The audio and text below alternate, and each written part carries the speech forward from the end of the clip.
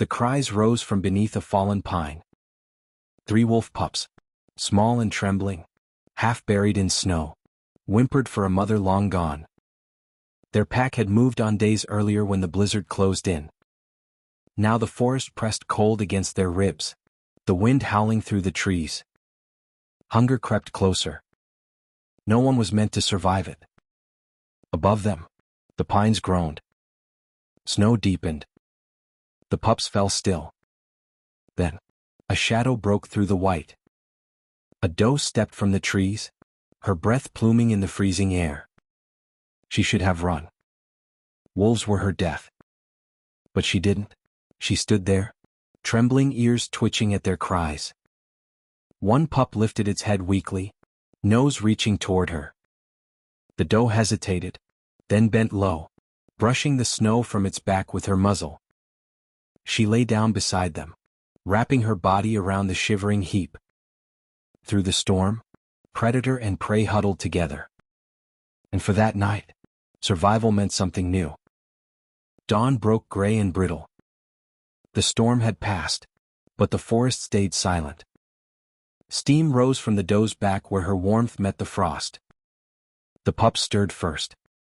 Tiny paws brushed against her legs, muzzles searching for milk that wasn't there. The doe shifted, heart pounding, every instinct screaming to flee, but she didn't. She nuzzled one pup gently, her breath fogging in the air. Tracks circled the clearing, fox, raven, something larger. The forest was hungry again.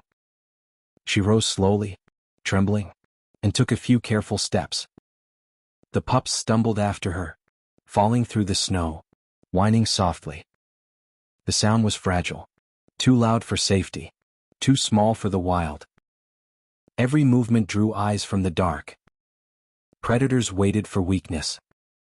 She knew it, but she kept moving. In a forest ruled by teeth and cold, a creature built for fear had chosen to protect what should have killed her. And that choice would change everything. The days that followed were carved in hunger. The doe led the wolf pups through the forest, her hooves crunching over ice, their small paws sinking into snowdrifts. She stopped often, listening. Every creak of a tree or wing beat of a crow made her heart race. But when the pups cried, she turned back every time. She had lost her own fawn that winter, to wolves, maybe even to this pack, before it vanished. Yet something inside her refused to leave these pups to the same fate. When the cold bit too hard, she scraped snow away to reach the dry moss beneath, curling her legs around them until their trembling eased. When the wind howled, she angled her body against it, a living wall of warmth. At night, the forest tested them. Once a red fox crept near, drawn by the scent of milk and meat. The doe stamped hard, hooves cracking the ice, driving it back into the shadows. Another night, a lone owl swooped low, a warning from above. She lifted her head and scanned the darkness until she saw what she feared, a lynx. The cat crouched low, its fur blending into the drifts. The pups whimpered, pressing closer. The doe's muscles locked, her breath short and sharp. There was nowhere to run. Then the lynx leapt. Snow burst around them, claws, hooves, a blur of movement. The doe reared, her front legs striking, antlerless but defiant. The lynx caught her flank, teeth grazing hide, but she turned, slammed her shoulder into its ribs, and drove it off into the trees. When the forest went still again, the pups crept out, whimpering softly. One licked her wound, another nosed her leg.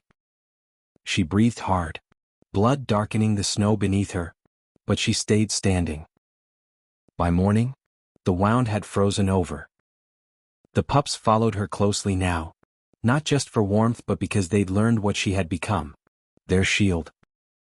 Each day, she led them farther from the valley of predators, toward the high ridges where the snow thinned and the trees broke open to the sky. The forest had taken her fawn. Now, she was raising its hunters, not as enemies, but as her own. By the time the thaw came, the pups were no longer helpless. Their legs were strong, coats thick, eyes bright with life. They chased each other through the melting snow, circling the doe as she grazed near the river. She watched quietly, every sense alert. When one strayed too far, a flick of her ears brought it back. Words were never needed. Under her care, they'd learned her rhythm, how to move in silence, how to rest when the wind changed. And she'd learned theirs, a growl for danger, a glance for trust. By summer, they roamed farther each day, but always returned. They came back with full bellies or new scars, collapsing beside her until their breathing matched. Then one morning, howls echoed from the north, the sound of a pack. The wolves lifted their heads, torn between past and present. The doe stood still. She had always known. The eldest brushed his nose against her neck, not goodbye, but gratitude. Then they vanished into the trees, gray fur fading into green. When the last one was gone, she turned back to the river, alone but not hollow. Her silence was no longer lost.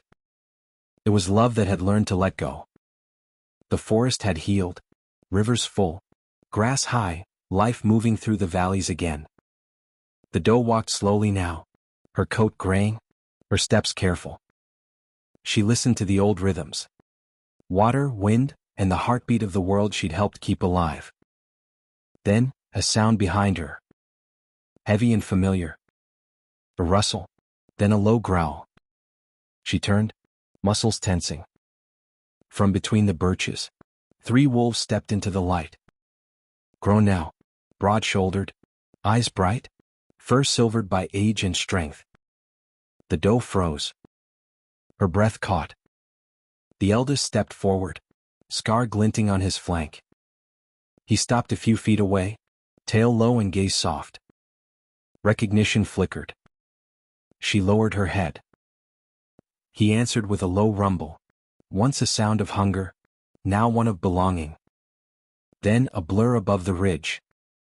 A mountain lion leapt from the cliff, claws bared, a streak of gold and shadow. The wolves moved first. The eldest lunged, slamming into the predator mid-air. Snow burst around them, the clearing alive with chaos, growls, snapping jaws, the heavy thud of hooves. The doe kicked hard, striking the lion's shoulder as it twisted free, only to meet the second wolf's teeth. The lion slashed wildly, catching fur in air.